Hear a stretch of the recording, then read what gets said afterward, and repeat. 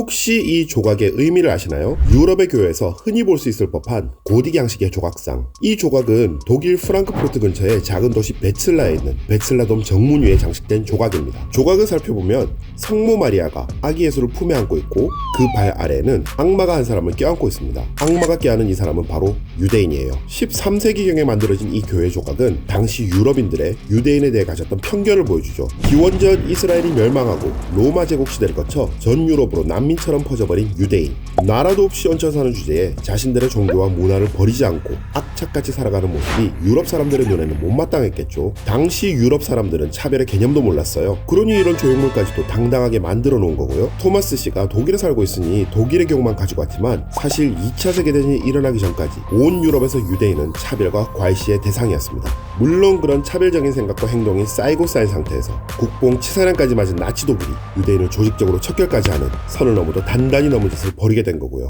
2000년 가까이 독일 땅에서 독일어를 사용하고 살면서도 독일인이라는 정체성보다 유대인이라는 의식이 더 우위에 있고 자신들만의 커뮤니티를 이뤄 살면서 돈만 밝히는 민족이라는 이미지가 강했던 유대인. 이런 선입견 아래 1차 세계대전에서 패전하고 세계 경제 대공화 가져온 상태에서 굶주림에 허덕이던 독일인들에게 유대인은 좋은 분풀이 대상이었죠. 사실 그동안은 뒤에서 욕하기만 했는데 이제 히틀러가 앞장서서 아리아인 우월주의를 외치며 선동하니 독일 국민들은 묘한 카타르시스를 느꼈을 겁니다. 그래도 나치 정권이 처음부터 유대인을 학살까지 했던 건 아니에요. 히틀러는 1933년부터 독일의 수장으로 집권했는데 당시만 해도 유대인을 대놓고 차별만 하는 수준이었거든요. 그러던 것이 점점 유대인을 공개적으로 모욕하는 게 일상화되더니 유대인과 독일인을 구분짓는 말도 안 되는 방법이 점점 법제화되기 시작했습니다. 결국 히틀러가 집권한 지 약 5년 만인 1938년 11월 9일 독일 전역에서 유대인 상점을 약탈하고 회당의 방화를 뻔뻔하게 저지른 수정의 밤 사건이 일어나기까지 하죠. 그리고 2차 세계대전이 발발한 그 다음 해,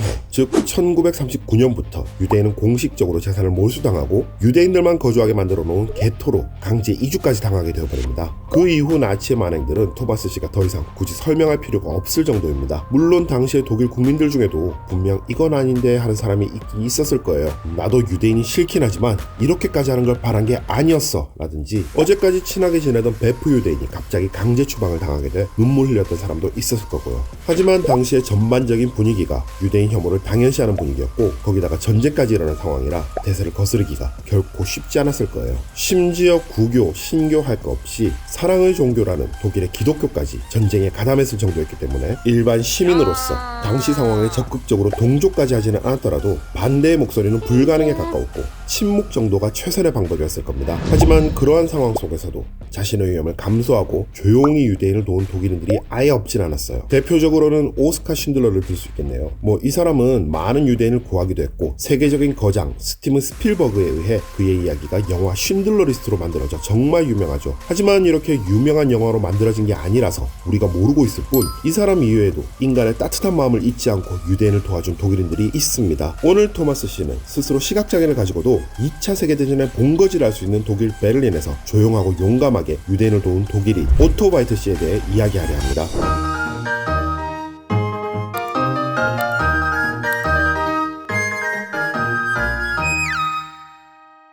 오토 바이트 씨는 1883년 5월 2일 독일 북부의 항구 도시 로스토크에서 태어났습니다. 그의 아버지는 실내 장식업자였기 때문에 어린 오토 바이트도 아버지의 일을 배우면서 자랐어요. 어린 시절 그의 가족은 곧 베를린으로 이사를 했습니다. 1871년에 비렐름 1세가 총리 비스마르크와 함께 오늘날의 독일이라 할 수 있는 독일 제국을 탄생시키거든요. 우여곡절 끝에 탄생한 독일 제국이 10년 이상 잘 유지되기도 했고 이제 베를린은 독일의 수도가 되었기에 오토 바이트의 아버지 눈에는 여기에 일자리도 더 많아 보였을 거예요. 하지만 독일 제국을 탄생시킨 황제 비렐름 1세가 1888년에 죽고 병약했던 그의 아들 프리드리 3세도 그 뒤 3달 만에 연달아 죽으며 손자 비렐름 2세가 황제 자리에 오릅니다. 그런데 이 황제는 야망이 컸기에 할아버지가 이뤄놓은 평화적인 노선을 거부했어요. 그리고는 상대적으로 유럽에서 뒤늦게 강성해진 독일을 유럽 최강의 국가로 만들기 위해 군대를 더 육성하고 무장시켰습니다. 어린 오토바이트는 비렐름 2세가 만드는 군국주의를 생생하게 목격했겠죠. 하지만 평화를 사랑했던 어린 오토바이트는 나라가 군국주의로 변해가는 모습이 영 마음에 들지 않았나 봅니다. 그는 무정부주의 집회에 자주 나가고 때때로 거기서 주요 임무를 맡기도 했습니다. 이것 때문에 종종 경찰의 감시도 많이 받았다고 해요. 오토 바이트 씨는 어릴 때부터 약간의 청각장애를 가지고 있었는데 그래도 이것이 자신의 신념을 지키는데 조금은 도움이 된 것 같습니다. 1914년 1차 세계대전이 발발하자 청각장애를 이유로 군대를 면제받았거든요. 그 이후로 그는 철저한 평화주의자가 되죠. 1차 세계대전 이후 오토 바이트 씨는 아버지의 가르침을 토대로 실내 장식일을 이어갔습니다. 1차 세계대전에 패전한 독일은 엄청난 혼란 속에 극심한 인플레이션이 찾아와 삶이 너무나 힘들었지만 그래도 오토 바이트 씨는 희망을 가지며 묵묵히 일을 해나가고 있었어요. 하지만 운명은 그를 내버려두고 싶지 않았나 봅니다. 아니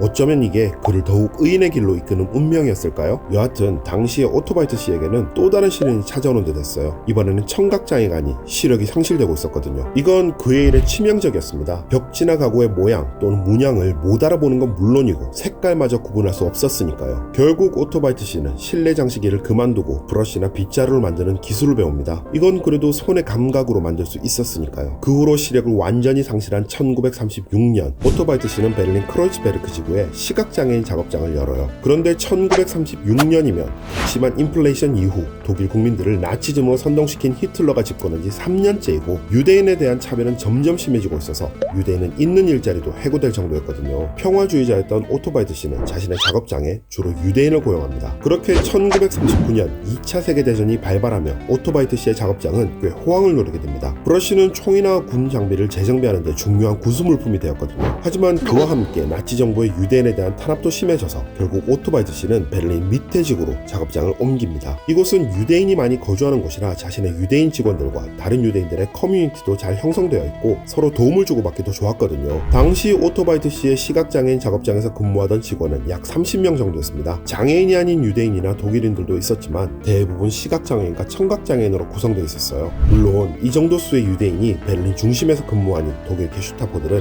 이들을 잡아내기 위해 수시로 이곳에 드나들었지만 오토 바이트 씨는 그럴 때마다 적극적으로 유대인들을 보호했습니다. 당시에 나치들이 유대인을 마구 추방하긴 했지만 그래도 몇 가지 예외를 두긴 했거든요. 주로 독일인과 결혼한 유대인에 대한 예외긴 했지만 그래도 자기네들 입맛에 맞게 몇 가지 예외를 두기도 했죠. 오토 바이트 씨는 자신의 작업장이 군수 물품을 제조한다는 것을 강조해서 노동력이 필요하다는 주장을 했어요. 그래도 안 되면 게슈타포들에게 뇌물을 주거나 때로는 호통도 치면서 적당한 밀당으로 유대인을 보호하려 했습니다. 그래도 이게 정말 자기네들 입맛대로 하는 거라 뇌물을 주고도 안심할 수는 없었어요. 오토 바이트 씨가 잠시 자리를 비운 사이 게슈타포들이 작업장을 습격해서 일하던 유대인을 끌고 가는 일도 빈번했거든요. 끌려간 유대인 직원들은 작업장 주변에 임시 수용소에 수감되었는데 그럴 때마다 오토 바이트 씨는 임시 수용소로 가서 뇌물과 위조 문서를 제공하며 유대인들을 몇 번이나 빼내오기도 했습니다. 하지만 2차 세계대전의 긴장감이 극에 달했던 1943년 2월 베를린에서는 군수물품 공장을 비롯해서 예외적으로 거주하는 유대인까지 모두 강제 추방하는 작전명 파브릭 악존을 대대적으로 시행합니다. 결국 오토 바이트 씨의 작업장에서 근무하던 유대인들도 대부분 추방당하게 되었죠. 그래도 몇몇 유대인은 작업장 구석에 숨어서 추방을 모면할 수 있었습니다. 대표적으로 기술자 호른 가족과 비서 리스트 가족 그리고 또 다른 비서 잉의 도이치 크론이 있었어요. 이들을 끝까지 지키기 위해서 오토 바이트 씨는 정말 많은 노력을 했습니다. 호른 가족은 오토 바이트 씨의 작업장 마지막 방에 옷장으로 가려둔 비밀의 방을 만들어 거기서 숨어 지내겠고 리스트 가족도 작업장 근처의 창고에 숨어 지낼 수 있도록 은시처를 마련해줬죠. 잉의 도이치 크론은 아예 독일식 이름으로 바뀐 위조 신분증까지 만들어줬습니다. 유대인들은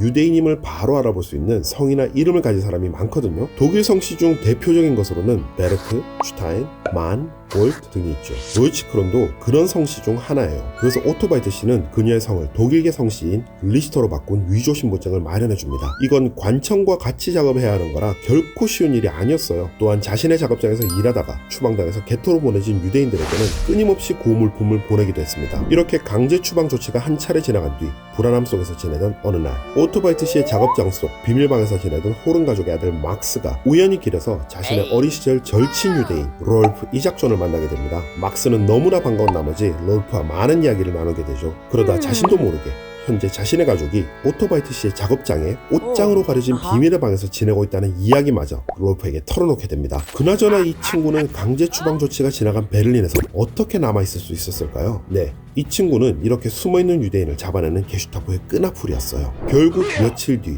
제보를 받은 게슈타포가 오토바이트시의 작업장을 습격해서 호른 가족을 발견하고 아우슈비츠로 보내버립니다. 거기다가 작업장 근처 창고에서 숨어 지내던 리히트 가족까지 발견해서 체코의 테레진 강제 수용소로 추방시켜버리죠. 오토바이트시는 이걸 말리려고 다시 뇌물을 들고 게슈타포에게 찾아가 봤지만 이제는 이런 뇌물도 통하지 않을 정도로 유대인에 대한 혐오는 깊고 나치의 입장은 단호했으며 광기는 폭발적이었습니다. 정말 오토바이트시가 동조 혐의로 체포되지 않은 게 다행일 정도였어요. 그동안 리히트 가족은 체코의 테레진 수용소에서 폴란드의 아우슈비츠 수용소로 보내졌습니다. 그 가족들에겐 이제 죽음만이 남은 거였죠. 그 소식을 들은 오토바이트시는 리히트 가족을 구하려고 아우슈비츠 수용소까지 직접 찾아가기도 했습니다. 하지만 우여곡절 끝에 찾아간 수용소에서도 금방 쫓겨나게 됩니다. 당시 독일은 전쟁에서 점점 폐색이 짙어지고 있었기에 신경이 곤두선 나치들 사이에서 쫓겨나기만 한 게 그나마 또 다행이었다고 할까요? 그 와중에도 오토바이트시는 수용소 근처 음식점에서 기적처럼 한 조력자를 만나게 됩니다. 그는 수용소에서 잡무를 하는 착한 기술공이었는데 오토바이트시는 그에게 돈을 쥐어주며 리히트 가족의 생사 여부를 확인하고 탈출에 도움을 요청합니다. 그렇게 며칠을 수용소 근처의 한 여관에서 머무르며 리히트 가족을 기다렸지만 탈출 소식은 감감무소식이었어요. 결국 오토바이트시는 여관에도 돈을 쥐어주며 가족이 탈출해서 여기로 오면 전해줄 옷가지와 비상금을 맡기고 다시 베를린으로 돌아옵니다. 이제 오토바이트시의 작업장에는 그나마 유대인과 결혼하지 않아서 간신히 목숨을 건진 유대인들과 위조 신분증으로 이름을 바꿔 살아남을 수 있었던 잉의 도이치크론 정도만이 남아서 일을 하게 되었죠. 그렇게 시간이 흘러